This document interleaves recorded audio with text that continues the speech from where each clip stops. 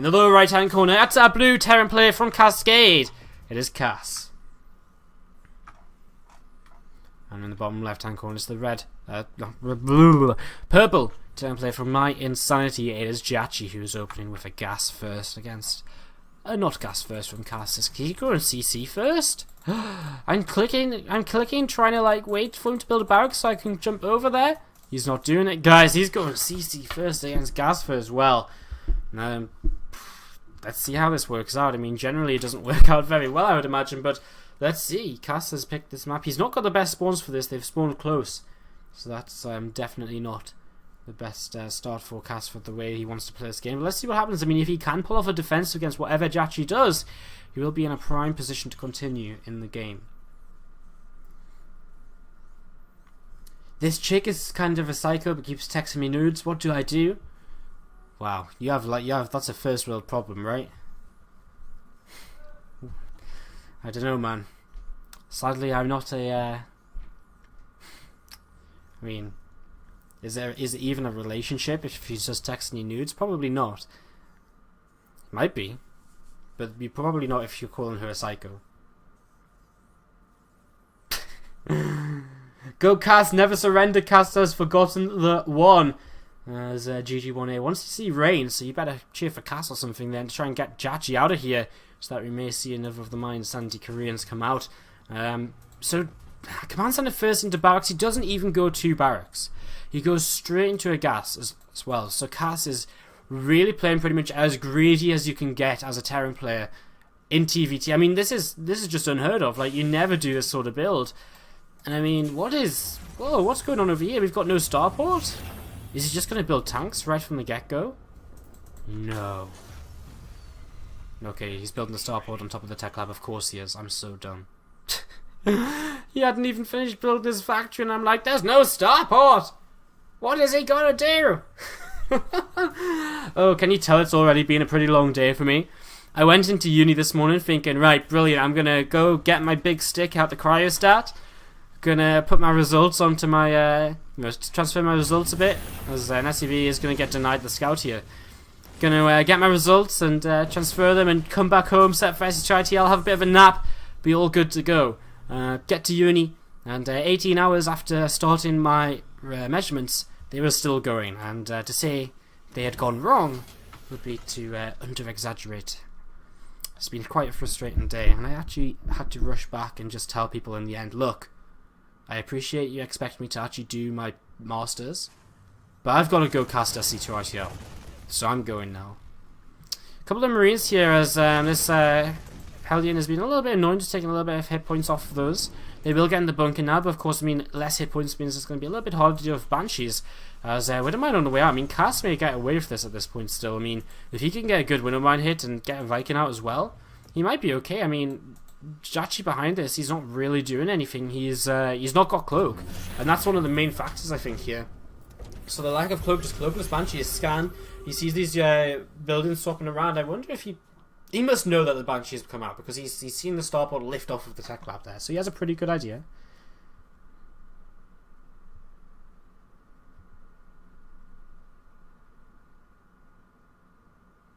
The overlay does still say Acer versus Root because, as I just said, I've been very busy at university, and something I didn't manage to change in time.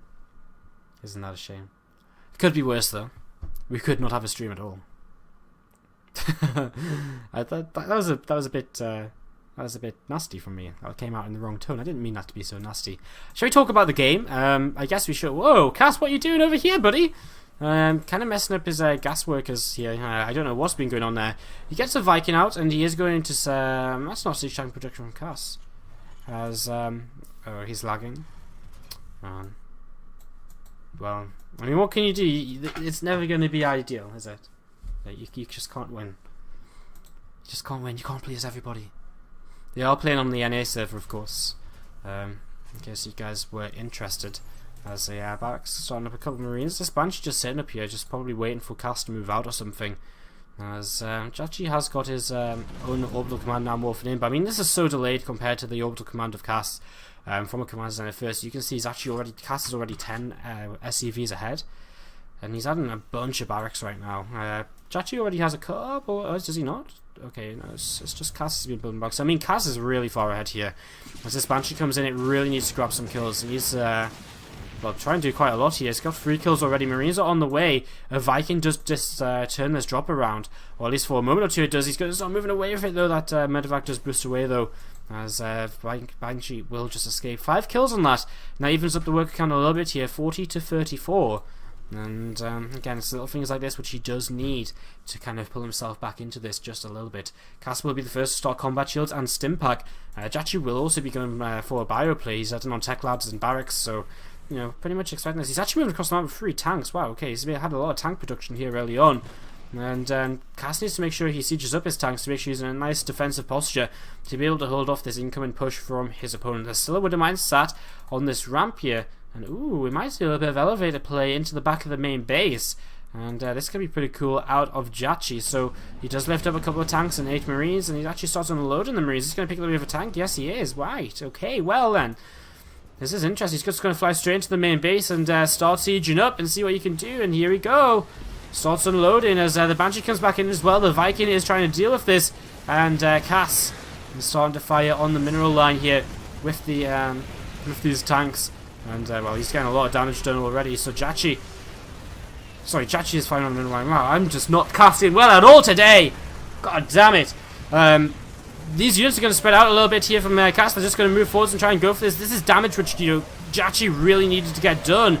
As these Marines are continuing to move forwards, the Viking and Marines pick off one of the medevacs here. Both of the tanks are falling, as there's still 3 tanks available for jjakji, and those 3 tanks will continue to do a lot of damage, and this is just doing so much. Marines are continuing to pop out here, as this Viking does actually land, but will have to lift up as one of these tanks on sieges.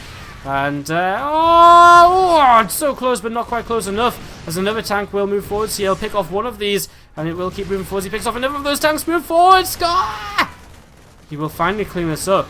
But he falls 7 workers behind, and push number 2 is on the way across the map from jjakji here. So one single drop has done quite a lot of damage, as Cass is about to get Stimpack. He has got combat shields finished too. Can he turn around this next push? Something died on this mine. I think it was the Hellion, because we've not seen that since we last looked. I don't know where it is now, so most likely the Hellion that died there.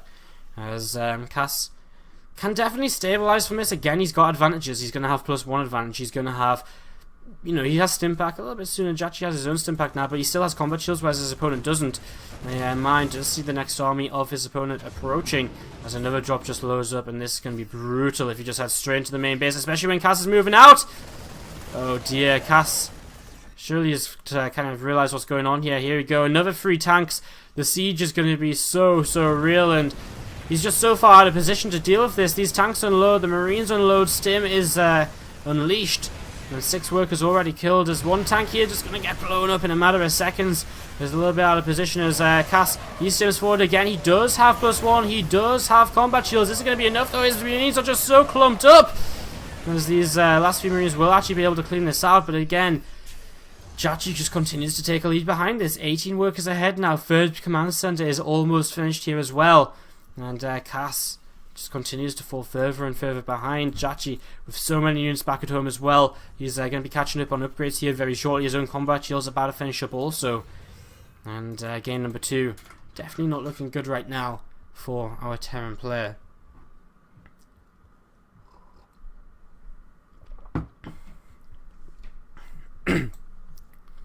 So, as I take a sip of my water and it goes down the throat the wrong way, can this this Cass get any worse right now? Excuse me. Cass is going to try and do a little bit of drop in action of his own. jjakji begins stimming, and he's going to stim in towards the main base. He could just unload at this 3rd. That could definitely work out for him if he wants to. Just unload over here. He only has a single tank though, so it's so difficult. As he's still 18 workers behind, equal in army supplies, and will be ahead in upgrades again, because jjakji evens up right now. +1 army is on the way for Cass. But again, Cass behind a base, so he really needs to find something special here. Maybe move across the map and try... Oh, jjakji made this a planetary fortress? Really? Was that a mistake, or is he just like... Is this a mistake, or does he just really feel as though a planetary fortress is what he needs to hold on here? Another couple of medevacs pop out. I guess he's going to be able to load up all of this. These medevacs just sat up here, and jjakji will see those as he says... Okay, that's not a drop, it's just a couple of medevacs of his own. He actually loads up a big drop of his own. He's going to start sending that out on the map here. As this big drop from Cass, I guess, going to try and come into the natural. As his opponent comes in, is he going to see this drop? He does. He sees these 2 medevacs. So he's going to boost all the way straight into the natural now. A few Marines will begin to stim forwards here, and the first tank does drop out. The second tank will drop out, but it'll be in range of the tank over here from jjakji. At the same time, Cass is about to come into the main base, so this is his chance to really do some damage and really make his way back into this game a little bit. He will lose the medevacs in the natural, but already 11, 12, 14, 15, 16 workers killed. It's keep on rising. There's nothing in the main base here for jjakji. jjakji is taking a lot of damage. He's going to lose his orbital command in the main. If Cass targets it down, he's going to lose that orbital command. In fact, he might just lose it anyway. The tank just siege up over here is going to be able to clean out the Marines which are attacking it, and this orbital command will fall. So jjakji, he's going to lose his main base. Or is he? It's getting lower. It's getting lower. There's no SCVs nearby. It's on 15 health. At the same time, we have some Marines stimming forward here. They're going to go down. The orbital command does blow up.